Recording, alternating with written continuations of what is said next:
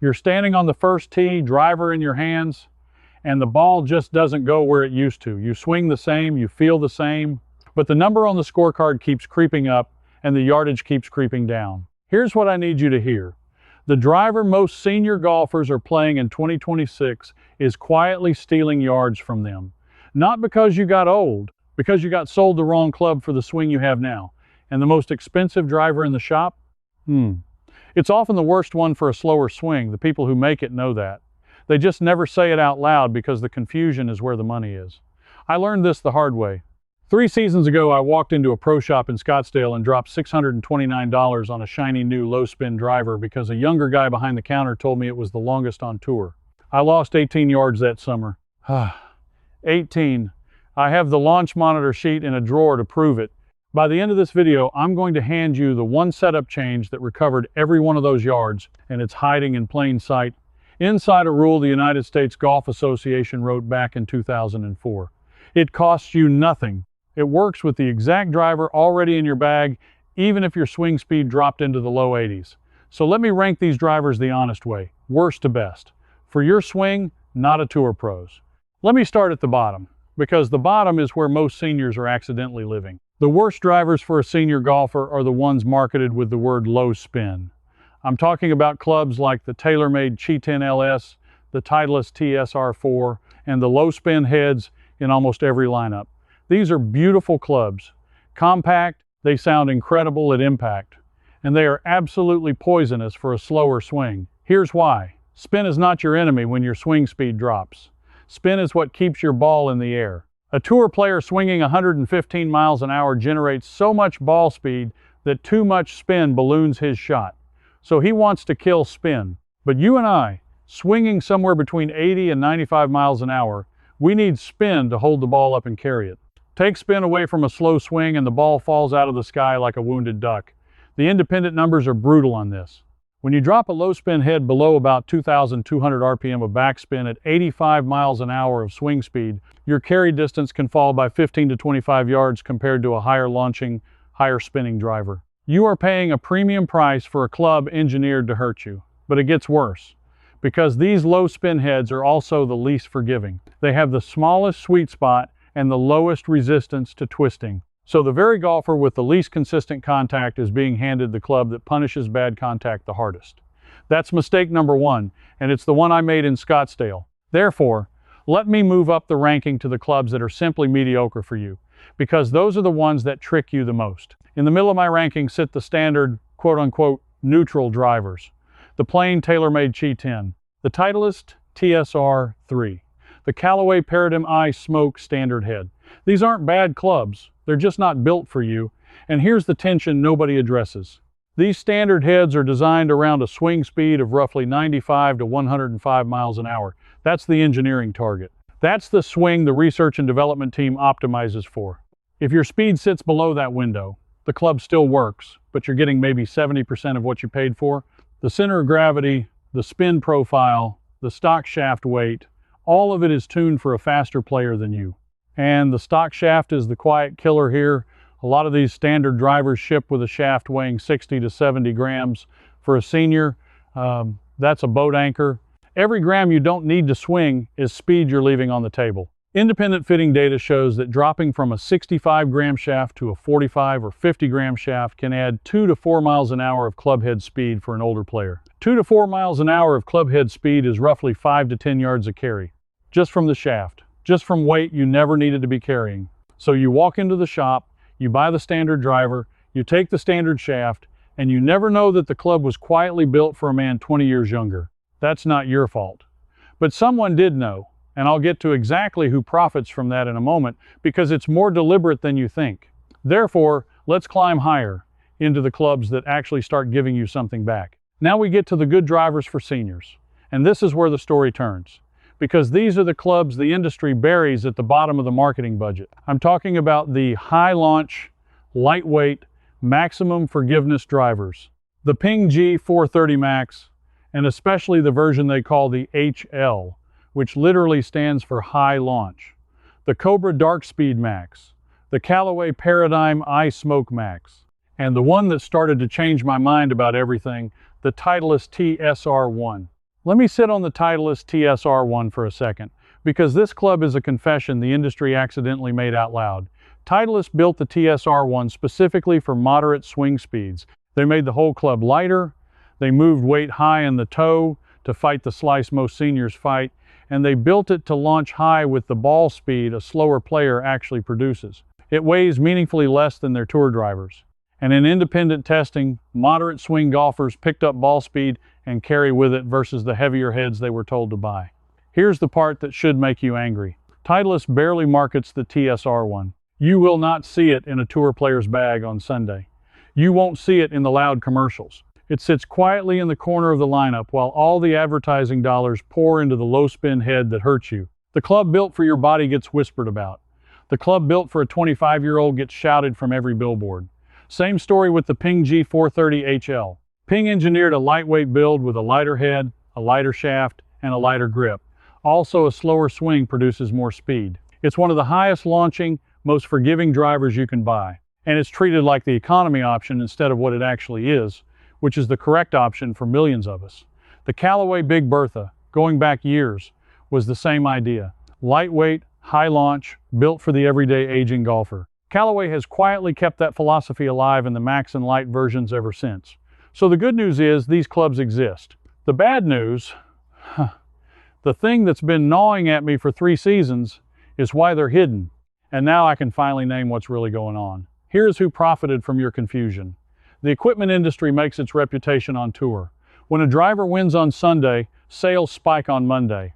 It's called the tour validation model, and it has run the golf business for decades. So every dollar of engineering and every dollar of marketing chases what wins on tour. And what wins on tour is low spin, heavy shafts, and compact heads swung by men who move the club 120 miles an hour. You are not that man, I am not that man, but we're the ones with the disposable income. We're the ones who actually buy the flagship at full price. So the industry does something clever and quietly cynical. It sells us the tour-inspired club, the one that photographs well and validates on television, and it hopes we never connect the dots that the club was optimized for a swing we lost 20 years ago. The proof is in where they spend the money. The high-launch, senior-friendly models get the smallest ad budgets and the worst shelf placement. The tour driver gets the commercial, the billboard, the pro shop end cap. They know the TSR1 and the G430 HL are better for most of their actual paying customers. They just make more margin and more buzz, selling you the dream of a swing you don't have. And there's a second layer to this, a technical one, that they really don't want you to understand. Because once you understand it, you stop believing that the newest, most expensive driver is faster than the one you already own. Let me show you that, because this is where you start getting your money back. But before the technical part, let me talk to the golfer who's watching this thinking, that's great, but I'm not spending $600 on a new driver this year. I hear you. This next part is built specifically for you, the man who already owns his driver and wants his yards back without opening his wallet. Do not click away, because what I'm about to give you is the single cheapest distance gain in golf, and it lives in the driver already in your bag. Here it is. Your driver almost certainly has an adjustable loft sleeve, and you almost certainly have it set wrong. Walk out to your bag right now and look at the hosel, the place where the shaft meets the head. On nearly every driver made in the last 15 years, there's a little adjustable sleeve, usually with settings you turn with the wrench that came in the box. The wrench most guys used once and threw in a drawer. Most senior golfers are playing too little loft, way too little. You were probably sold a 9 or 10.5 degree driver because more loft felt like an admission you'd gotten old. Ego loft, the fitters call it privately, and it is costing you carry on every single tee shot. When your swing speed drops, your optimal launch angle goes up, not down. A golfer swinging around 85 miles an hour wants a launch angle in the neighborhood of 14 to 16 degrees to maximize carry. To get there, most of us need a driver playing at 11, 12, even 13 degrees of actual loft. Independent launch monitor testing has shown slower swing players gaining 10 to 20 yards of carry simply by adding 2 to 3 degrees of loft because they finally got the ball up into the air where it belongs and let it hang. So here's your free fix this weekend. Take that wrench, add loft. If your driver is set at 9.5, crank it up to 10.5 or 11. If it's at 10.5, take it to 11.5 or 12, go hit 20 balls. I promise you the ones that felt like they were finally floating and carrying are the ones you want. You just recovered yards that the ego loft stole from you, and it cost you nothing but 2 minutes with a wrench you already owned. And while you've got that wrench out, if your driver has a slice setting, sometimes marked draw, or with a little dot toward the heel, and you fight a slice like most seniors do, set it to draw. It closes the face slightly and fights the left to right miss that leaks distance and finds the trees. Free strokes, free yards, already in your bag. Therefore, once you've fixed the loft, there's one more free adjustment, and this one changes everything about how the ball comes off your face. Tee it higher, higher than you think, higher than feels normal. Here's the reason, and it connects straight to that buried rule I promised you at the start. When you tee the ball high and hit it on the upper part of the face, above the center, two things happen at once. Your launch angle goes up and your spin goes down, both moving in the exact direction a senior needs. It's called the vertical gear effect, and it's real physics built into the curve of every modern driver face, a curve the engineers call bulge and roll. The manufacturers know about the vertical gear effect. It's designed into the face on purpose. But they'd rather sell you a low spin head for $600 than tell you that teeing the ball a half-inch higher gives a slower swinger most of the same launch and spin benefit for free. So set the ball so that half of it sits above the crown of your driver at address. Then make your normal swing and try to catch it on the way up, even a little. That upward strike, what the fitters call a positive angle of attack, is worth serious distance. Robot and launch monitor data has shown that moving from hitting down on the ball to hitting up on it can add well over 20 yards of carry at the same swing speed, because you're launching higher with less spin and getting every bit of your energy into the flight. Nothing about that requires a new club.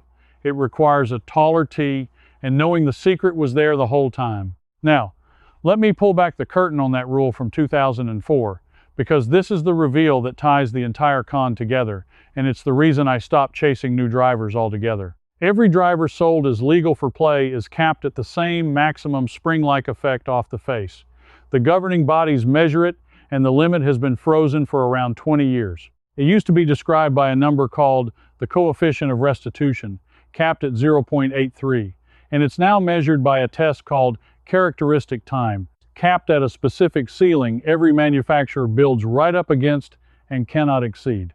Read that again, because it's worth $600 to you. Every legal driver, from the cheapest model on the used rack to the newest flagship in the glass case, has the same maximum trampoline effect at the sweet spot. By law, the face of a 5-year-old driver launches the ball off the center at essentially the same speed as the 2026 flagship, because both are pressed right up against the same legal ceiling. So when the commercial screams faster ball speed, what could they possibly be selling you? Not center strike ball speed, that's capped and has been for 2 decades. They're selling you tiny gains on off-center hits, better forgiveness at the edges, and a fresh paint job. Some years those gains are real and small. Most years they're marketing. This is the buried truth an honest fitter told me over a beer after I complained about my 18 lost yards. He said, "You didn't need a faster face. Every face is the same speed. You needed more loft, a lighter shaft, and a higher tee." He was right. I put the low spin monster back in its head cover, took my old driver, bumped the loft from 9.5 to 11.5, dropped to a 50-gram shaft, teed it up high, and I got all 18 yards back and then some, on a club I already owned. That's the whole con in one sentence. You were told age took your distance, when a rule from 2004 proves the face never got faster, and your setup was quietly wrong the entire time. So let me give you the honest ranking one more time, now that you know what actually matters, from worst to best for a senior swing. At the very bottom, avoid the low spin, tour-inspired heads. The Qi10 LS, the TSR4, any driver with LS or low spin or tour in the name. They kill the spin you need to keep the ball airborne, and they punish the off-center hits you're going to have. They are the single most oversold clubs for our age group. Just above them, the standard neutral heads. The Qi10 Standard, the TSR3, the standard Paradigm AI Smoke. Fine clubs, engineered for a swing faster than yours, usually saddled with a shaft too heavy for you. Playable, but you're paying full price for maybe 70 cents on the dollar of benefit. Now we get to what you should actually be playing. In the strong tier, the maximum forgiveness, high launch heads, the tailor-made Qi10 Max, built around enormous resistance to twisting so your mishits stay in play. The Cobra Dark Speed Max, the Callaway Paradigm AI Smoke Max, These are forgiving, they launch high, and they hold their line when you miss the center, which you will. And at the very top of my ranking, the lightweight, senior-specific builds, the Ping G430 HL, the high-launch featherweight build engineered so a slower swing produces more speed. And the Titleist TSR1, the club the industry built for exactly your swing and then hid in the corner. If I could hand one driver to a senior golfer who swings under 90 miles an hour and told me he'd play whatever I gave him, it would be one of those two, set to 11 or 11.5 degrees, with a shaft in the 45 to 50 gram range, teed high. But here's the thing that should stay with you long after this video ends. Even the best driver on that list is only worth the yards you unlock with your setup. A TSR1 played at 9 degrees with a heavy shaft and a low tee will lose to your current beat-up driver set correctly. The club matters less than the loft, the shaft weight, the tee height, and the upward strike. That's the order of importance. And the industry sells it to you exactly backwards, because there's no margin in telling you the fix is nearly free. Let me give you the numbers to take to the range, so this isn't just talk. If your swing speed is somewhere around 85 miles an hour, you want to see a launch angle in the mid-teens, roughly 14 to 16 degrees, and backspin somewhere around 2400 to 2800 RPM. If your launch is under 12 degrees and your spin is under 2000, you are almost certainly leaving 15 to 25 yards in the tee box on every drive, and no new club will fix that. More loft and a higher tee will. If you don't have a launch monitor, use your eyes and your ball flight. If your drives are climbing and then diving down steeply and landing dead, that's too much spin, rare for a senior. If your drives never really get up, come off low and flat, and roll out on the ground, that's too little launch, and that's the disease of the senior golfer sold ego loft. The cure is up, always up. More loft, higher tee, catch it on the rise. I want to tell you about one more round because it's the round that made all of this click. Last fall I played with a man named Ray, 71 years old, swinging maybe 82 miles an hour, playing a 9-degree low-spin flagship he'd paid full price for the year before. He was hitting it 205 yards and shrinking. On the 5th hole, I handed him my old driver, cranked to 12 degrees, 50-gram shaft, and told him to tee it high and swing easy. His first drive went 231 yards. He stood there in the fairway and didn't say anything for a good 10 seconds. Then he said, "I've been robbed." He wasn't wrong. He'd spent $600 to hit it shorter when the fix was a wrench and a taller tee. That's the emotional truth of this whole thing. You weren't beaten by age. You were beaten by a setup and a sales pitch.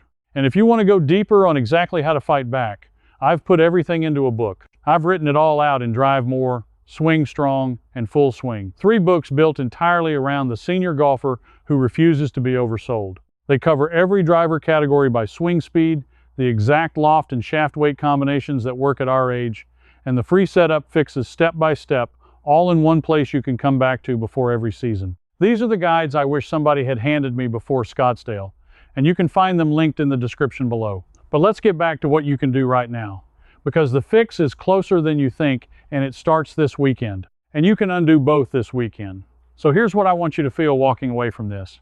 The distance you thought was gone forever isn't gone. It was taken quietly by a rule you didn't know about, a loft you were talked out of, and a marketing machine that made more money selling you the wrong club than telling you the truth. And now you have all of it back for free with the club you already own.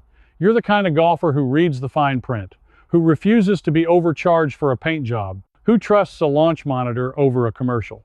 That's exactly who this channel is for. I put everything I've learned into a free, honest buyer's guide, the one the industry never handed you. It ranks every current driver by swing speed instead of by tour hype. It lists the exact loft and shaft weight to look for at your age, and it walks you through the free setup fixes step by step. It's the guide I wish somebody had handed me before Scottsdale. The link is in the description, and it won't cost you a dime. Now I want to hear from you, and I want you to actually type this out. What driver are you playing right now, and what loft is it set to? Just tell me the model and the number, because I'll bet a sleeve of balls that half of you are set 2 or 3 degrees too low, and I want to point it out so you can fix it before your next round. Drop it in the comments right now, model and loft, and I'll read them. And if you're tired of being marketed to like you've still got a young man's swing, subscribe and stand with the rest of us who refuse to be overcharged and who play smarter as we get older. Next time I'm ranking the most overpriced fairway woods for seniors, and I found one $70 model on the used rack that outcarried a brand new $400 flagship in independent testing. You are not going to believe which one. I'll see you there. I'm the Honest Fairway Club, and here's where I leave you. This video gave you the overview. Inside, I walk you through the whole launch and spin setup that recovers your lost yards. And you can ask me your own question. A real person answers, me, myself. Senior golfers like you are already inside, so you're not doing this alone. Just point your phone's camera at the code on the screen. Cancel anytime, one click. If this helped you find the right driver, why not subscribe and stay with me? I have plenty more here made just for us senior golfers, and more is on the way.